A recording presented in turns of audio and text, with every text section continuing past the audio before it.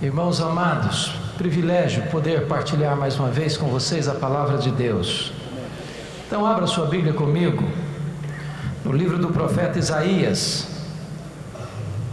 Profeta Isaías, capítulo 44.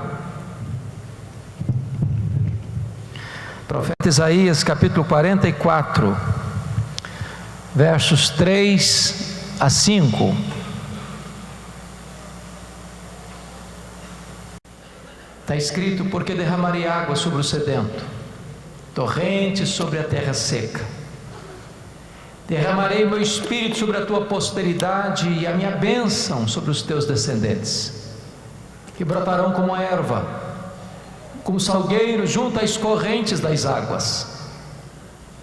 Um dirá: eu sou do Senhor. Outro se chamará do nome de Jacó. O outro ainda escreverá na própria mão: eu sou do Senhor. E por sobrenome tomará o nome de Israel. Amém. Há alguns anos eu estava pregando na cidade de Salvador, e naquela ocasião eu pregava sobre avivamento. E quando eu terminei de pregar, uma repórter da cidade estava lá para uma entrevista. E ela olhou nos meus olhos e me fez uma pergunta perturbadora. E ela me perguntou assim: o senhor acredita no que prega? E eu disse para ela: é claro que eu acredito. E ela, um tanto quanto cética, redarguiu: mas o senhor crê que ainda hoje Deus pode derramar o seu espírito, trazer um poderoso avivamento para impactar uma igreja, uma cidade, uma nação? Eu disse: eu creio nisso. E ela, um tanto quanto incrédula, disse: mas o senhor pode me dar pelo menos alguma evidência? Eu disse: posso. E eu citei para aquela repórter o que aconteceu na Inglaterra no século XVIII. Todos vocês se lembram que naquele tempo, consequência do racionalismo e do iluminismo, poucas igrejas acreditavam ser a Bíblia a palavra de Deus. Os pregadores subiam aos púlpitos para pregarem sermões mortos para auditórios vazios e sonolentos. E esses pregadores desciam do púlpito para se embriagar nas mesas de jogo. A igreja estava parecendo um vale de ossos secos. Ninguém acreditava que naquela geração a igreja pudesse reerguer-se das cinzas. Quando todos, entretanto, apostavam no fracasso irremediável da igreja, Deus começou a despertar alguns moços universitários na Universidade de Oxford, na Inglaterra, para buscar um avivamento espiritual. Dentre eles estava John Wesley, George Whitefield, e eles se reuniam para confessar seus pecados, para buscar um despertamento espiritual, para orar por um reavivamento da igreja de Deus naquele tempo. E foi numa madrugada de oração, no dia 31 de dezembro de 1739, às 3 horas da madrugada, naquela reunião de oração, os céus se fenderam e o Espírito Santo foi derramado poderosamente sobre aqueles jovens. Cheios do Espírito Santo, eles se levantaram e começaram a pregar com grande poder. As igrejas se encheram de pessoas famintas de Deus. Nas praças as pessoas se acotovelavam buscando um espaço para ouvir a palavra de Deus. E este poderoso avivamento varreu toda a Inglaterra, centenas de milhares de pessoas convertidas. Diz os historiadores que foi este avivamento inglês que salvou a Inglaterra do banho de sangue da Revolução Francesa. Eu creio, irmãos, piamente, firmemente, que Deus pode visitar a nossa nação com um poderoso reavivamento espiritual. A crise que o Brasil atravessa não é impedimento para a ação de Deus. Aliás, os grandes avivamentos nasceram do ventre da crise. é quando o homem chega ao seu limite, é quando o homem esgota os seus recursos, é quando o homem na sua mais profunda dor se volta para o Altíssimo, é que Deus visita a sua igreja com grande graça e poder. E eu gostaria hoje, de à luz desse texto, trazer 4 verdades para o nosso ensino e edificação nesta manhã. Primeiro, o avivamento é uma promessa de Deus. Segundo, o avivamento é uma necessidade da igreja. Terceiro, o avivamento deve ser buscado ansiosamente pela igreja. Quarto, o avivamento traz resultados extraordinários para a igreja. Vamos tratar desses 4 temas então nesta manhã.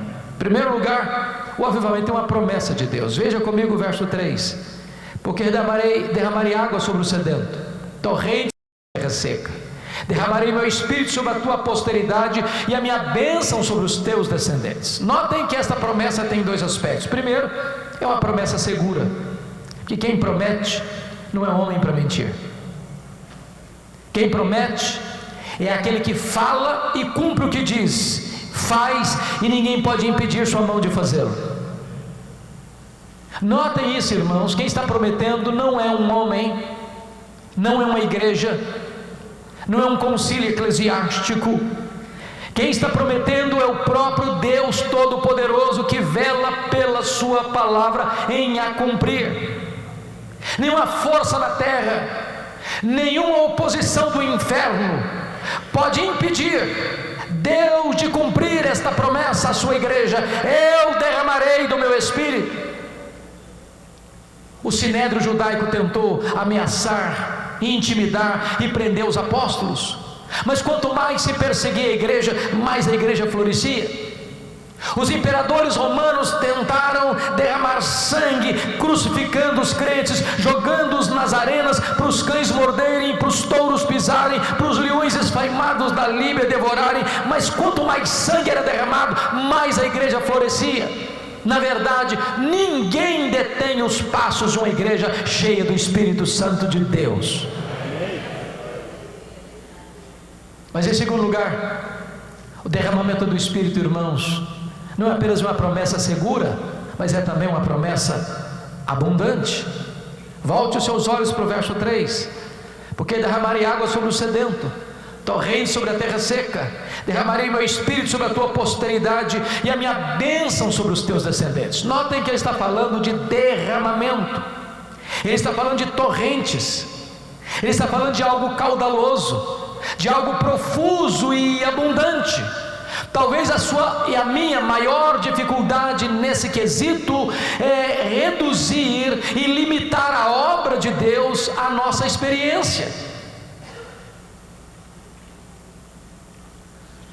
Quando eu olho as orações do apóstolo Paulo, eu me impressiono, porque Paulo alcança as alturas mais elevadas da sua teologia quando ele está de joelhos.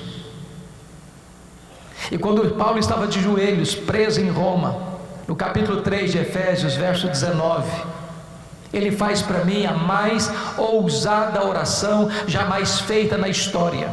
Ele diz assim: para que sejais tomados, não de Deus, não da plenitude de Deus, mas para que sejais tomados de toda a plenitude de Deus.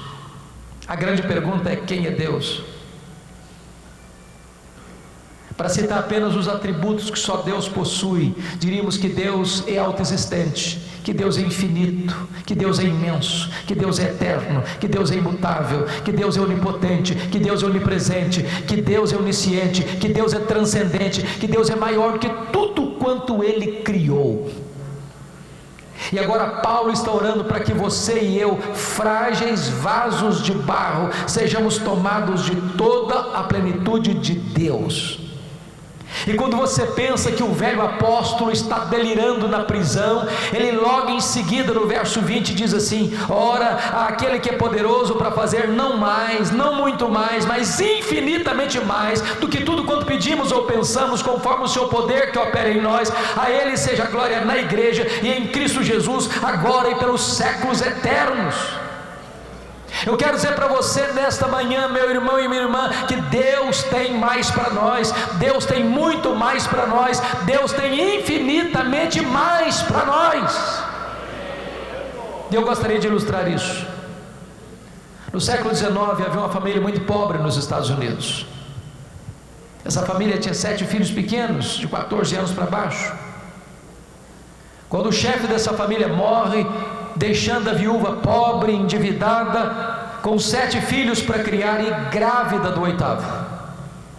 Quando nasceu o 8º filho, não era o 8º, era o 8º e o 9º, porque eram gêmeos.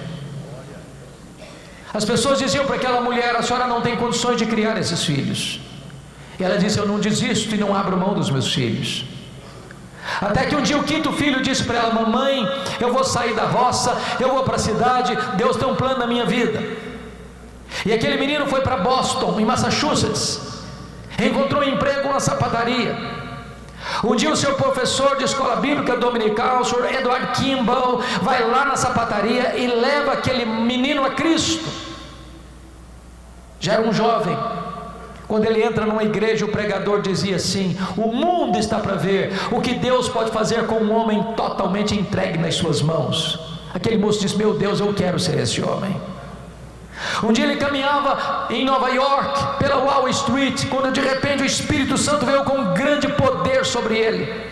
Ele saiu correndo, entrou numa casa, entrou no quarto, fechou a porta, caiu de joelhos. Ele dizia que parecia que ondas elétricas entravam pelo seu corpo. Ele disse que ele que desse a ele todo o ouro do mundo em troca daquela experiência, ele rejeitaria. Ele disse que quando ele se levantou daquela oração, ele nunca mais foi o mesmo homem. A história da América nunca mais foi a mesma. Aquele homem era Dwight Lyman Moody, o maior avivalista de todos os tempos. O homem que a partir dali levou a Cristo mais de 500.000 pessoas. O nosso Deus é o mesmo. O nosso Deus pode fazer o mesmo.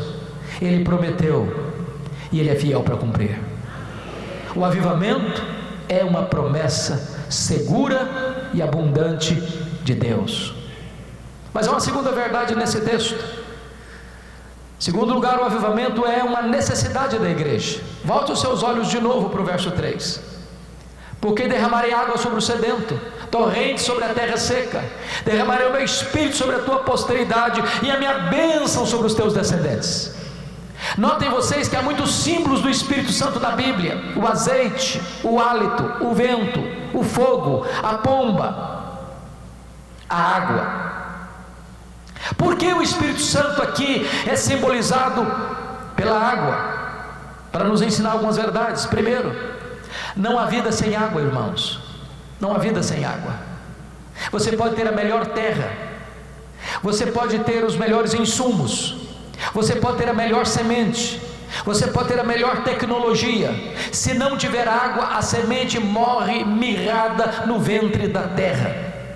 Você pode ter templos bonitos, você pode ter músicos de excelência, você pode ter pregadores eruditos, você pode ter tecnologia sofisticada. Sem o Espírito Santo não tem vida na igreja.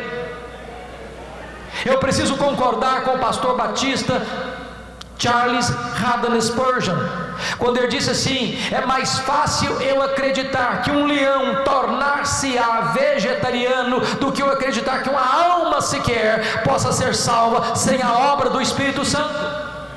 Nós precisamos do Espírito Santo, nós dependemos do Espírito Santo. Os irmãos trabalham com a distribuição da palavra de Deus, e a palavra de Deus foi inspirada pelo Espírito Santo, e o mesmo Espírito Santo precisa iluminar os olhos e os corações daqueles que leem, para que eles possam ser tocados por esta mesma palavra. Nós dependemos do Espírito Santo.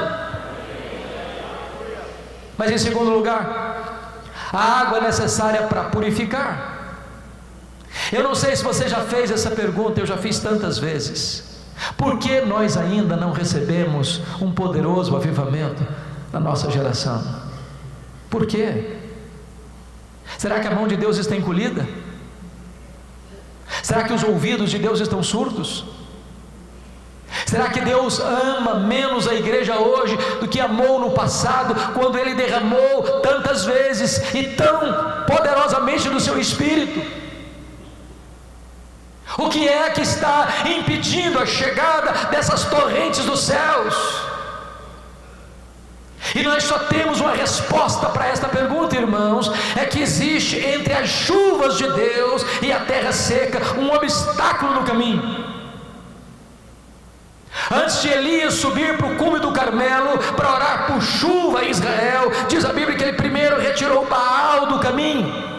Não adianta trocar Baal de lugar, não adianta dar outros nomes a Baal. Enquanto Baal não for tirado, a chuva não desce.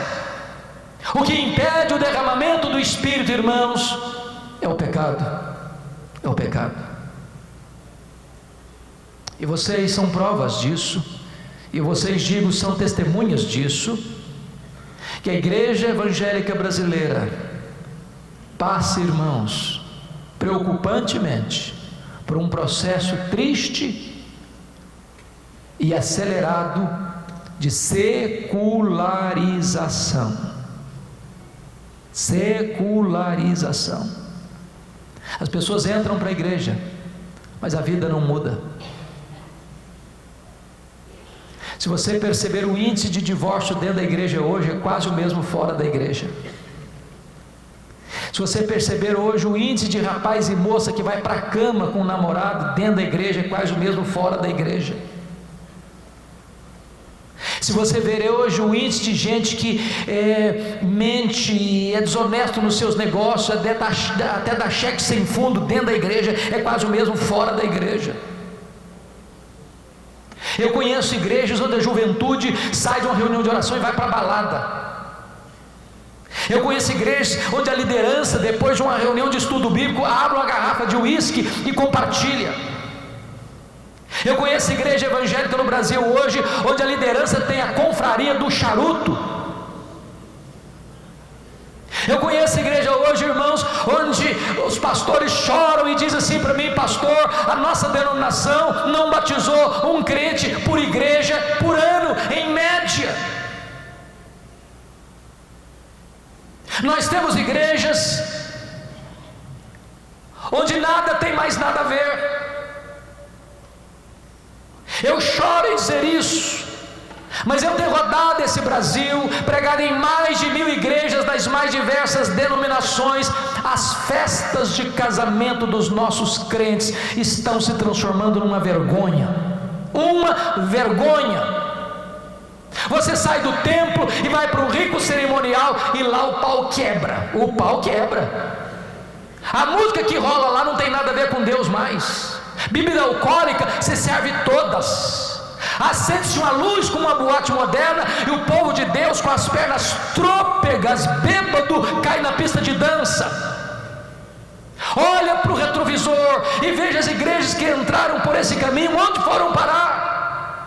Nós precisamos de um reavivamento, irmãos, porque só o Espírito Santo convence o crente do juízo, do pecado, da juíza e da justiça. Se nós não nos humilharmos, se nós não nos quebrantarmos, se nós não nos arrependermos, as chuvas serão retidas. Nós precisamos do Espírito Santo. Nós precisamos do Espírito Santo. Mas há uma terceira verdade nesse texto, irmãos. Há uma terceira verdade. Primeiro, o avivamento é uma promessa de Deus.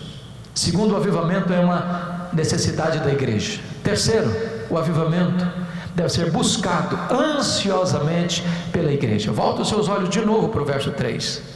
Porque derramarei água sobre o sedento, torrente sobre a terra seca.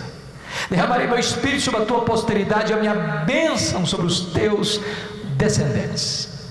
Há duas figuras aí que eu chamo a sua atenção. Primeiro, terra seca. Segundo, sedento. Certamente você já viu uma terra bramando por chuva, rachada, seca, árida. Certamente você já passou sede num lugar ermo, sem água, e você sabe que a sede é diferente da fome. Quando você está com fome, o seu estômago acende o alarme, toca a campainha e dói.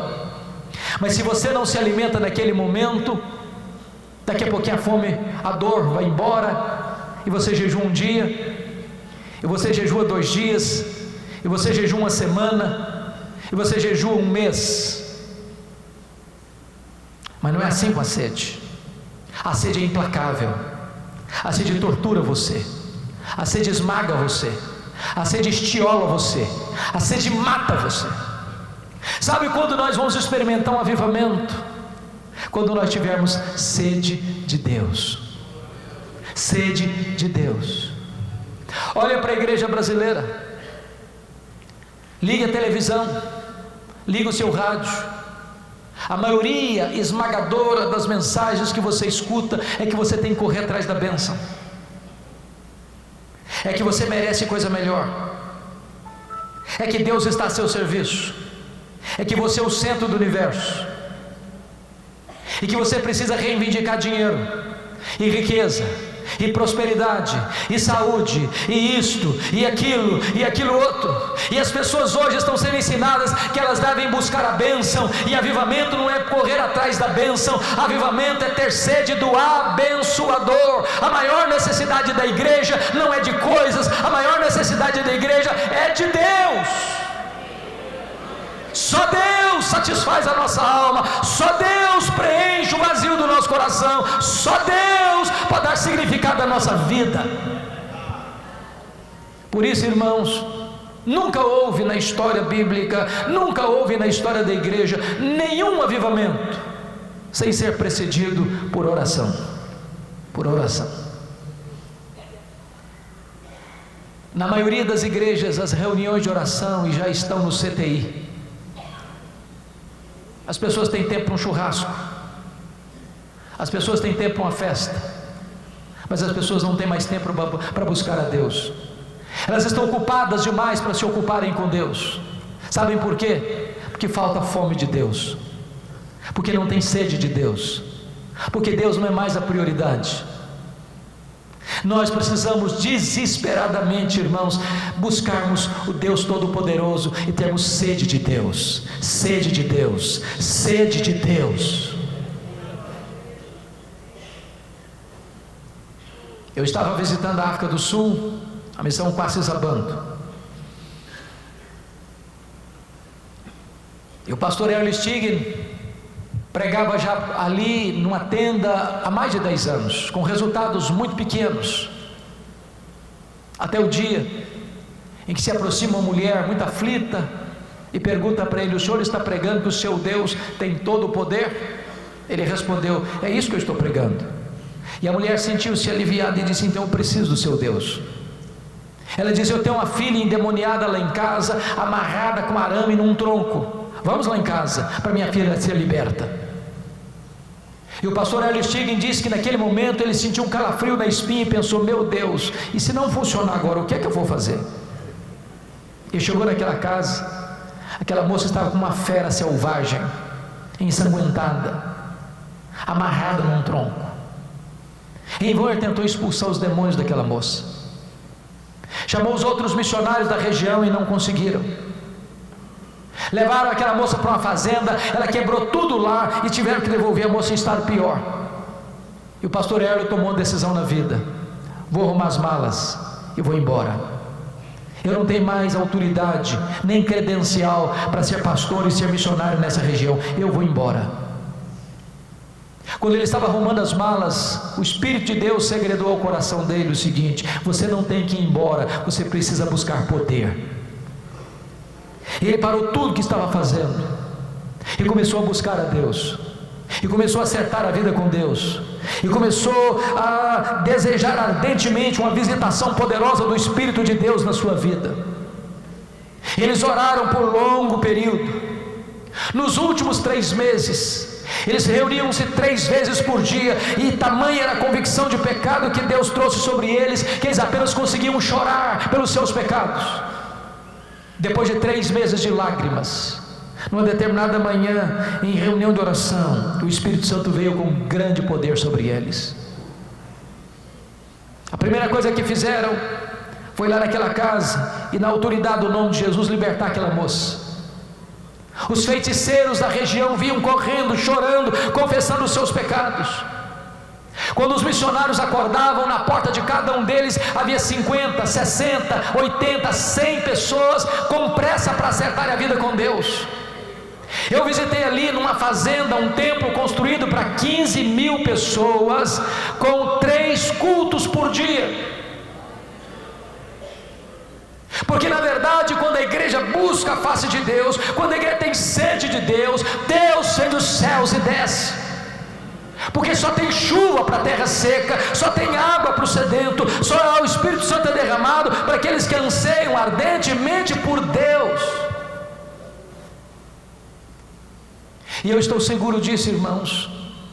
Vocês que já têm exercido um ministério tão bonito para a glória de Deus, se os Gideões, se as auxiliares, de repente começarem um grande movimento de oração em suas respectivas igrejas, pelos seus respectivos campos, Deus há de fazer coisas extraordinárias, muito além da nossa imaginação.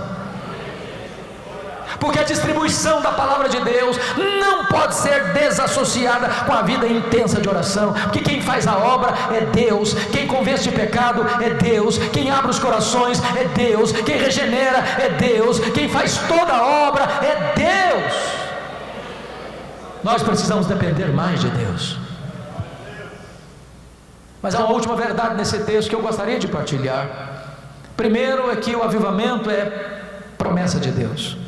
Segundo, que o avivamento é necessidade da igreja. Terceiro, que o avivamento deve ser buscado ansiosamente pela igreja.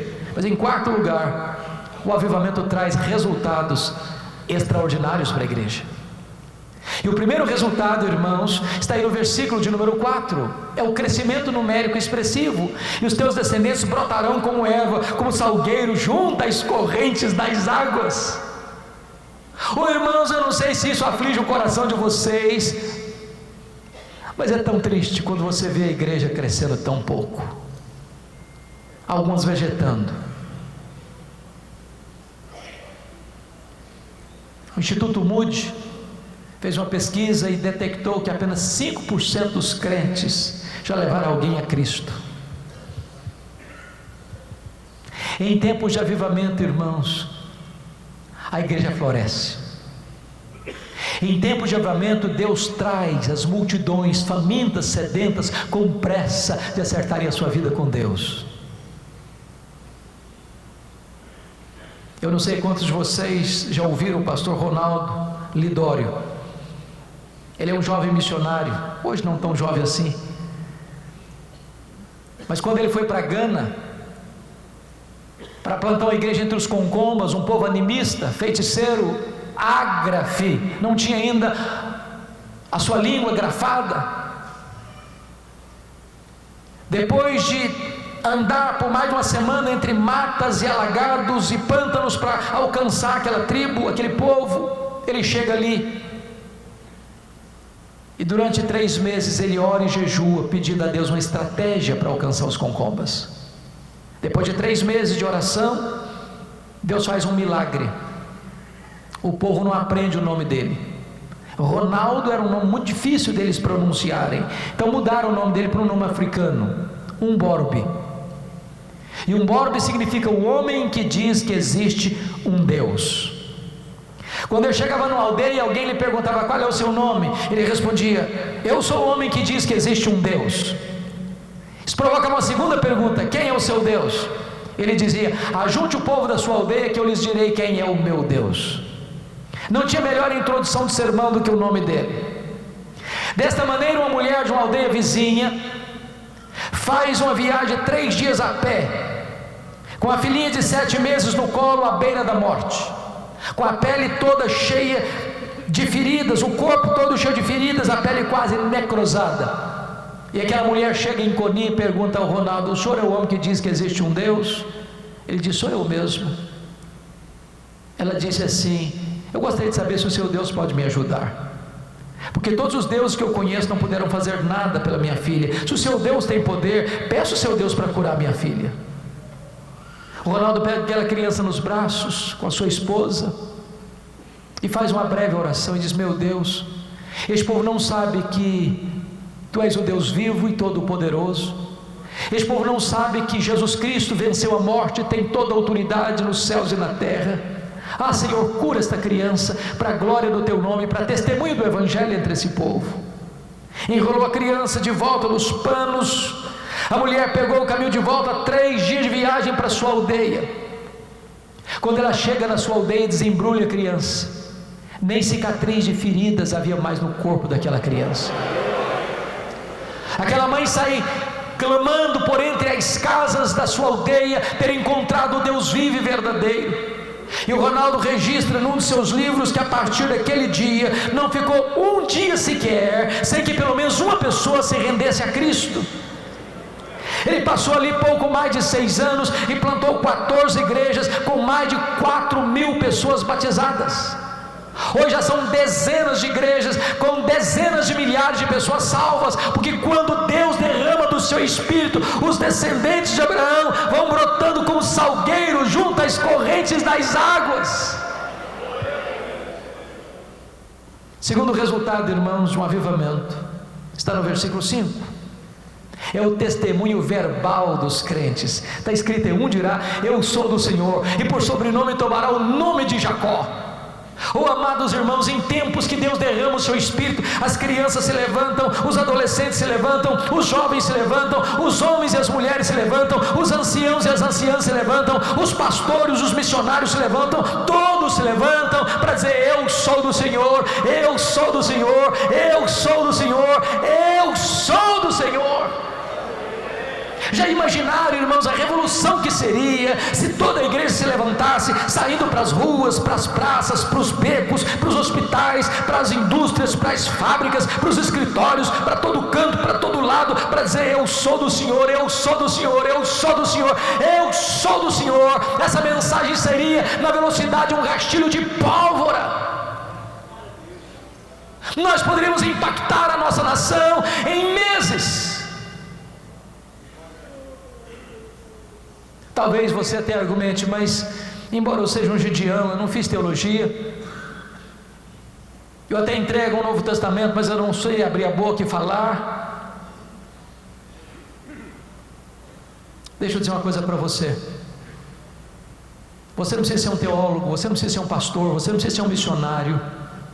Você sabe tudo quanto uma pessoa precisa saber para ser salva. E se você não sabe nada, talvez você possa apenas dizer: eu só sei de uma coisa, é que eu era cego e agora eu vejo.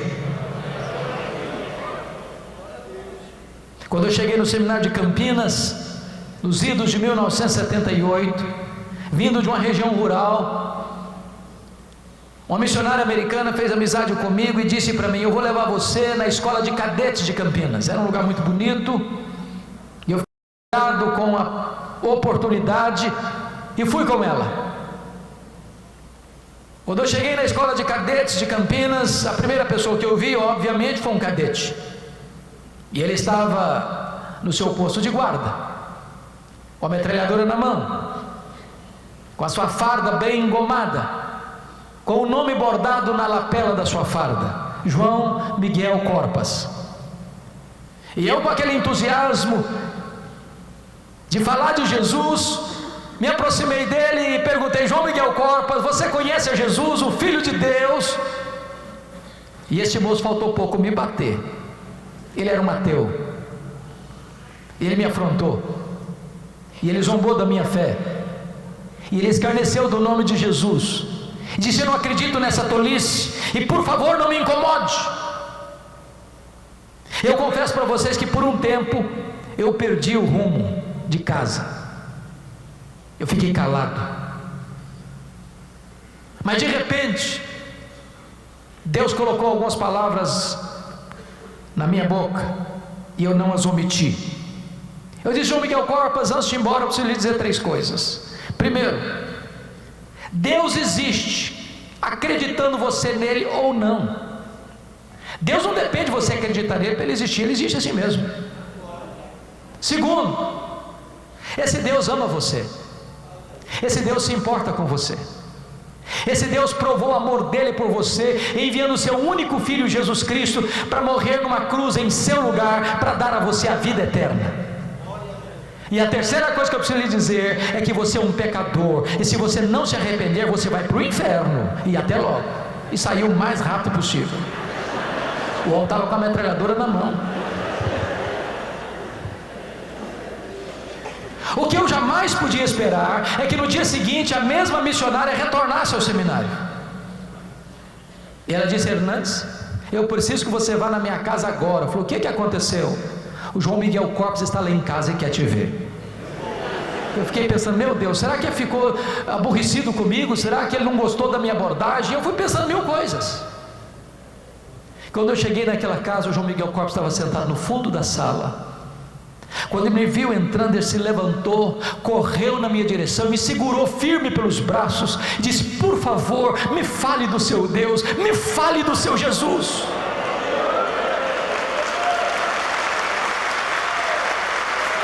E aquele soldado ateu estava de joelhos, em lágrimas, se rendendo aos pés do Salvador.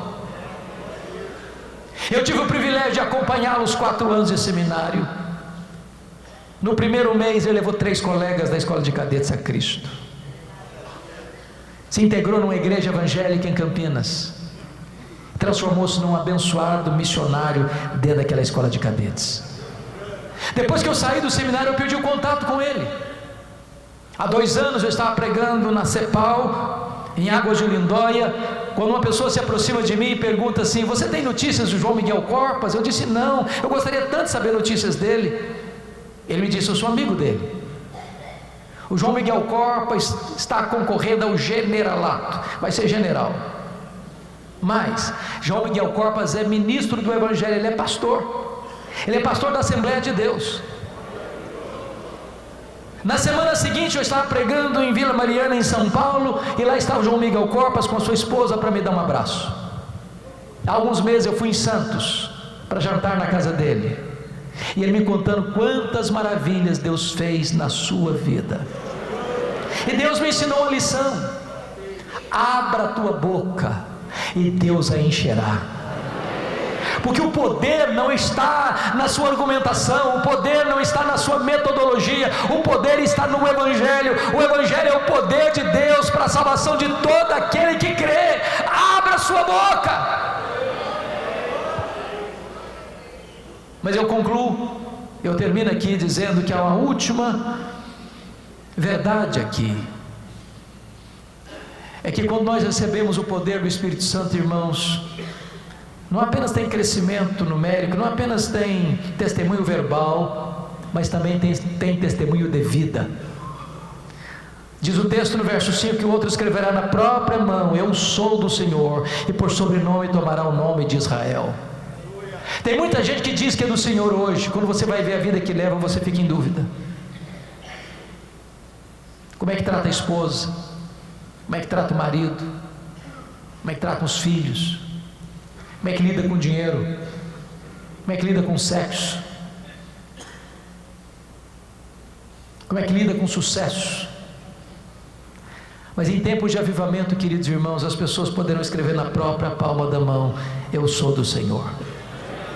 Não tem abismo entre o que elas falam e o que elas fazem, o que elas professam e o que elas praticam. Não há um abismo entre a sua teologia e a sua ética, entre o seu credo e a sua conduta. E eu quero concluir dizendo o seguinte: eu tenho convicção de que essa palavra avivamento está muito desgastada na igreja brasileira. Quando você fala em avivamento hoje, tem muita gente que pensa que é esquisitice. Tem muita gente que pensa que eu estou falando de histeria coletiva. Tem muita gente que pensa que isso significa abraçar as últimas novidades do mercado da fé. Tem gente que está pensando em alguma experiência mística. Eu quero dizer para você, queridos irmãos, que nós precisamos de um avivamento que venha do trono de Deus, que seja produzido pelo poder do Espírito Santo, que produza impacto na igreja e transformação de vida e de caráter. Nós precisamos de um avivamento, irmãos, que faça uma faxina ética na vida da igreja brasileira, que traga glória para o nome de Deus, que traga santidade para a igreja, que traga testemunho para o mundo. É por esse avivamento que você e eu devemos orar, e orar até que Deus venha e faça uma grande obra na nossa vida, através da nossa vida, para a glória do seu nome. Que Deus nos abençoe. Amém.